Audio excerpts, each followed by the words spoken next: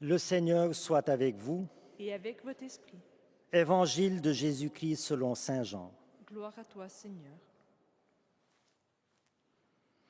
En ce temps-là, Jean le Baptiste se trouvait avec 2 de ses disciples.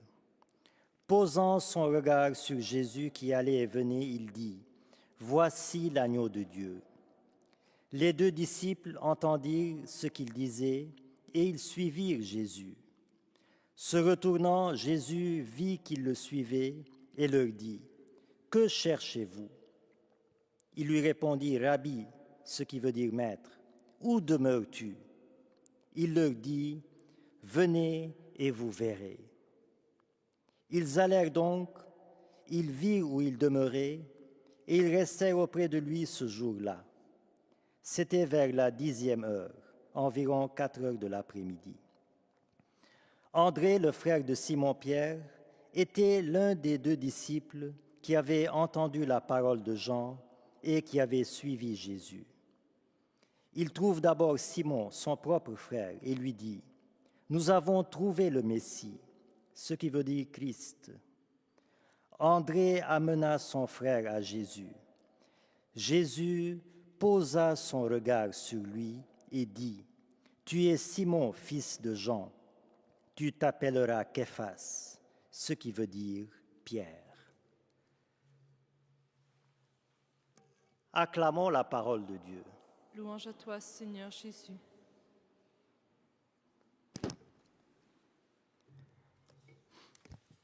Quelques mots aujourd'hui, frères et sœurs, sur le regard que Jésus pose sur nous.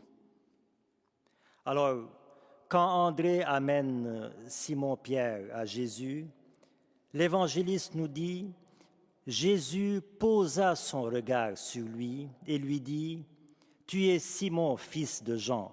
Désormais, tu t'appelleras Képhas, ce qui veut dire Pierre. » Changement de nom, changement de mission, changement de vie. Le regard de Jésus est un regard d'amour qui transforme. Et ce regard de Jésus posé sur Pierre, c'est le regard de Jésus qu'il pose sur chacun et chacune d'entre nous.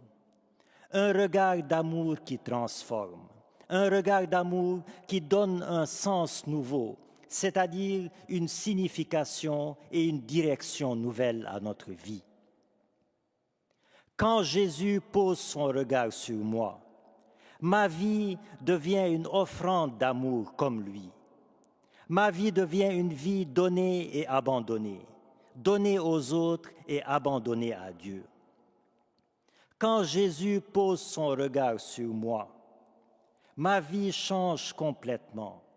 Une lumière divine s'allume dans mon âme pour éclairer mes ténèbres et celles des autres, et pour devenir un témoin de lumière et dire aux autres par mes actes et par mes paroles que le Seigneur fait pour moi des merveilles et inviter les autres, eux aussi, à goûter à ces merveilles.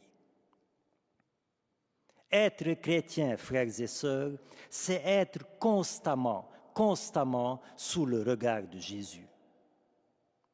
Sans ce regard d'amour de Jésus, eh bien, notre œuvre est vaine.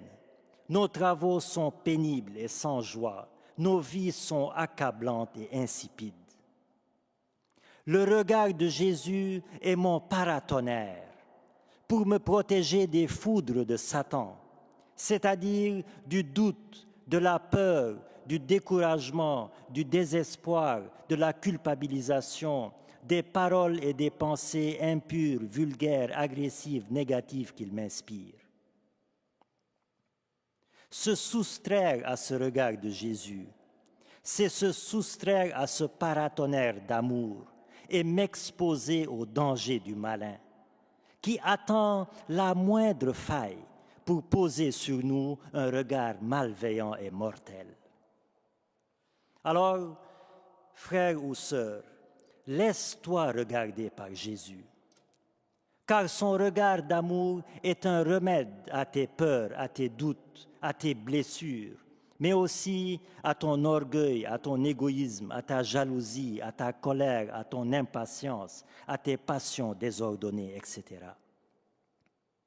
Laisse-toi regarder par Jésus pour ne plus te regarder toi-même et ne plus te laisser abattre par le regard des autres. Laisse-toi regarder par Jésus pour que ta vie ne soit plus un fardeau, mais un tremplin vers la vie éternelle. Alors, comment m'exposer au regard de Jésus? Comment me laisser regarder par Jésus?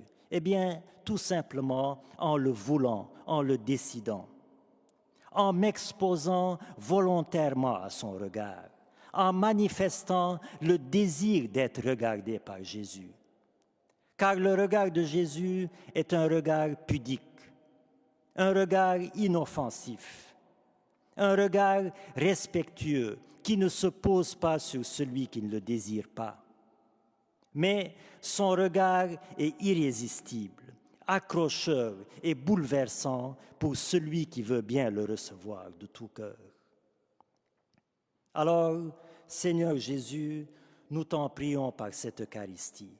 Ne cesse jamais, jamais de poser ton regard d'amour sur nous, sur nos familles, sur notre Église. Et que chaque jour de cette nouvelle année se déroule sous ton regard d'amour qui transforme, qui transfigure nos vies. Amen.